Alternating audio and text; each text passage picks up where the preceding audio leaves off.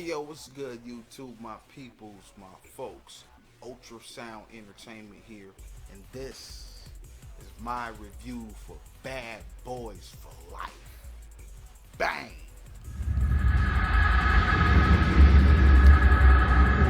Now, before I start this review, I'm gonna go a little bit into a little history, a little detail, you know, because I've been watching a lot of movie reviews over the years, you know, and I noticed that a lot of people just make a YouTube page, you know, they watch a movie, review it, and then upload it on YouTube.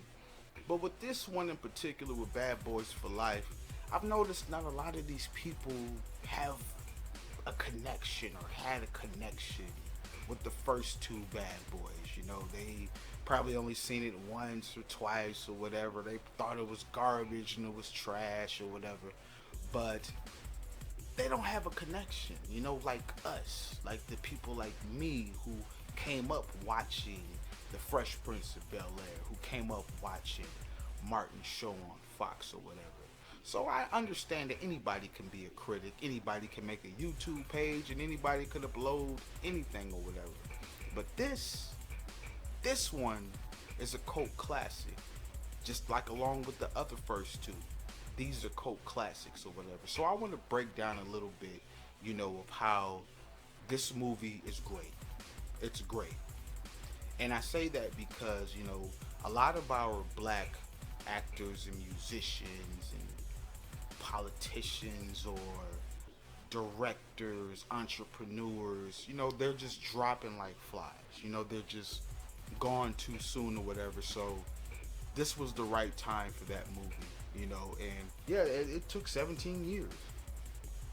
You ask me, hey, but wait, it took 17 years. Yes, it took 17 years.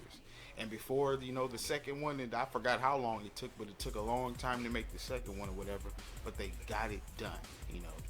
So with the first Bad Boys, this is when Will Smith and Martin Lawrence are at the height of their careers. You know, this is where, you know, Martin is just, he's top of the line. He's prime time now. Will Smith, you know, he's going into his fourth or fifth season of the Fresh Prince of Bel Air or whatever, when it was supposed to end at the fourth season, but it didn't. You know, he went and got yoked up a little bit, you know, to play this role, and then, you know, Martin got the script because the other two guys didn't want to do it, and he called up Will Smith and he was like, hey, I need you to help me out, and, you know, you want to do this role? Will Smith said, okay, I'm in. And the rest was history. Now, Martin for me is one of the people, one of the forefathers to inspire me to want to be a thespian, you know, inspired me to want to be an actor, you know, to write scripts, write screenplays, you know, inspire me to want my own TV show or write for other people or characters and stuff in the TV show. Like, I just loved it. Will Smith, on the other hand, with the music part, the music tip, you know, he has always been an inspiration to me. He's one of the reasons why I am the MC that I am today, you know. But both of these powerhouses, two powerhouses, don't get it twisted, don't get it effed up. These are two powerhouses coming together on one screen. And maybe, we don't know yet, but maybe this is probably the final time we'll see them on the big screen together. I would like to see them in another movie, you know, opposite of each other, or maybe the same type of thing, but just in a different way or whatever. But this might be the last time we see them, because like I said, you know, all of our inspirations or heroes or icons, they're just dropping like flies or whatever. So you got the first Bad Boys, right? You got the first Bad Boys set in Miami, two young detectives or whatever. You got who's the villain? Who's the villain? You got what's his name? What is his name? Touche from Russia, trying to move his coke into Miami. You know, Marcus Burnett and Marcus Burnett and Mike Larry ain't having it. And you know what made it personal? Touche goes and kills one of Mike Larry's boo things. So now he on his ass. And he's on his ass through the whole movie or whatever. You know? And we got a lot of classic lines, a lot of classic scenes from that movie, which made it a cult classic. Then you move on to Bad Boys 2. Who we got? Who's the villain? Johnny motherfucking Tapia from Cuba. Got his own mansion in Cuba and everything, trying to move his ecstasy and distribute it through Miami. You know, Marcus Burnett and Mike Larry ain't having it. You know, but in Bad Boys 2, Marcus is, he's married man.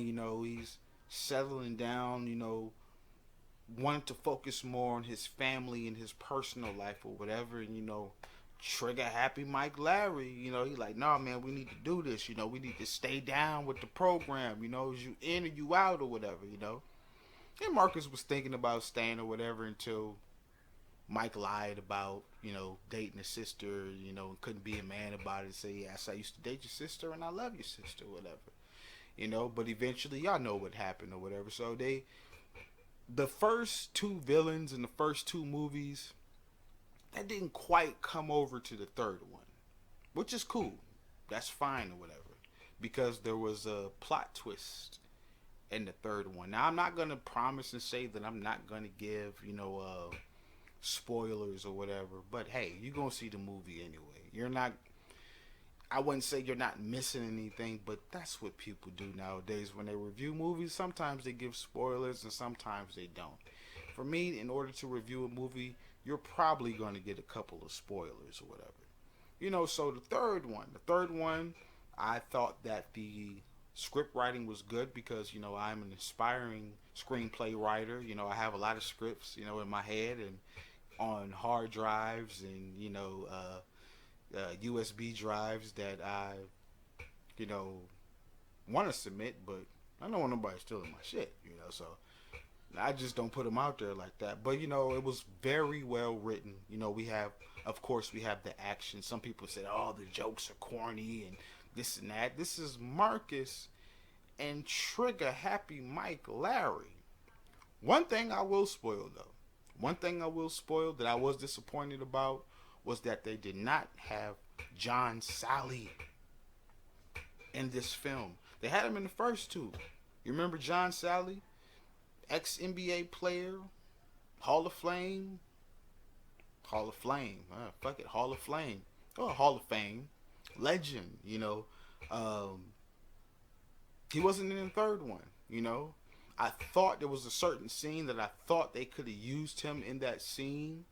But for some reason, I don't know if John Sally ever touched on it or whatever, or if he was ever offered the role or anything like that, or he chose not to come back. But John Sally, even though he had a little part, it was still a part of the Bad Boys. Him, him and Marcus Burnett going at it, going back and forth, bickering back with each other. I would have loved to see John Sally in the third one, but he's not in this one, so that, that's a bummer, as you would say, or whatever. But, you have this storyline of kind of like a rogue shadow assassin, and pretty much, Mike finds out that he has a child, and his child is trying to kill him and eliminate everybody, that he can, or, on his hit list or whatever, so they kept a lot of original characters in this movie. There's one part that I just like, wow, like, well, he's not going to be in the fourth one if they make a fourth one, but this was a key character in the movie, which I'm not going to give away, but this is a key character in the movie, who brought the humor and brought the life to Marcus Burnett and Mike Larry, so it's sad that they just did that, but hey. But like I said, this might be the last time that we actually see Martin Lawrence and Will Smith on the big screen together. So whatever they put out, I was saying, hey, y'all waited 17 years to do this. I'm thankful for it. Thank you for entertaining us with this movie. They said there's going to be a Bad Boys 4 or whatever. I don't know where that's going to go or whatever. Or even if Martin Lawrence and Will Smith are going to be in it, because there's supposed to be a new team. If you watch the movie, there's this new team, and the new team was corny. The way they wrote it was corny. This I I get it. You got to usher in the new generation or whatever, but it was just corny to me. But overall, the movie was good. The movie was good. It's good to see Martin Lawrence and Will Smith on the same stage again. In front of the camera. The first Bad Boys, you had the slim Martin Lawrence. The second Bad Boys, you had the kind of chubby, pudgy Martin Lawrence. The third Bad Boys for Life, you still got the kind of chubby, getting there, Martin Lawrence or whatever. But it's still good to see these fellas on the screen or whatever, because they could have did this a long time ago. I mean, the movies that they made in between this, they, I mean, uh, I'm being respectful, but nah. Then you have some of these reboots and remakes.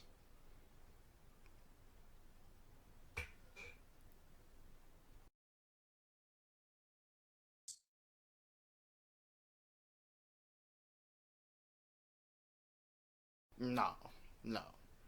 So I'm grateful for this third installment, because the last couple 3 to 5 years have been terrible for the box office, and these reboots and these remakes that they're making, that is just like, why, who woke up and just decided to do this?